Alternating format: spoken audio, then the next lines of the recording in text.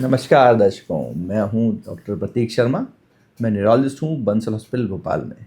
और आज आप लोगों के साथ में कुछ जानकारी साझा करना चाहूँगा।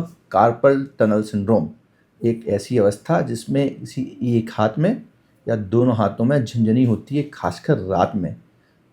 और ऐसा देखा जाता है फीमेल में थोड़ा ज़्यादा होती है। ठंड में होने वाली हाथ में झुंझुनी हो सकता है कि कार्पल टनल सिंड्रोम हो। तो अगर आपके किसी जानकार, अपनी पहचान, आपके कोई घर में किसी को, माँ को, बहन को या भाभी को या वाइफ को हाथों में झुंझुनी होती है तो इसको हल्के में लें। ये कार्पल टनल सिंड्रोम हो सकता है। ये एक तरह की अवस्था है जहाँ हम लोग कहते हैं उसे कंप्रेसिव न्यूरोपैथी।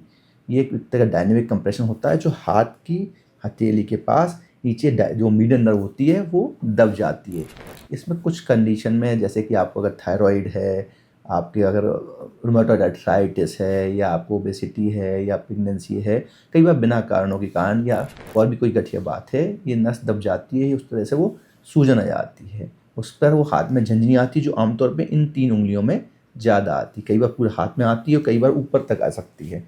तो अगर ऐसा कुछ होता है तो ये कार्पल टनल सिंड्रोम की अवस्था हो सकती है। इसका इलाज पूरी तरह संभव है। अपने न्यूरोलॉजिस्ट से मिलें। इसके लिए कुछ जाँचें की जाती हैं, कुछ खून की जाँचें की जाती हैं और नर्व कंडक्शन वेलोसिटी करके या नर्व कंडक्शन स्टडी करके एक जाँच होती है जो न्यूरोलॉजिस्ट के पास अवेलेबल होती है। नसों को, नर्व को चेक करते हैं और उनमें कितनी गड़बड़ी पाई गई उस हिसाब से उसका इलाज करते हैं। पूर्णतः दवाई से संभव है इसका इलाज। कुछ और एक्सरसाइज, फिजियोथेरेपी और कई बार अगर बहुत अवस्था ज़्यादा हो तो शरीर की ज़रूरत पड़ती है, पर वो भी एक डे केयर सर्जरी होती है। उससे पूरी तरह लाभ पाया जा सकता है।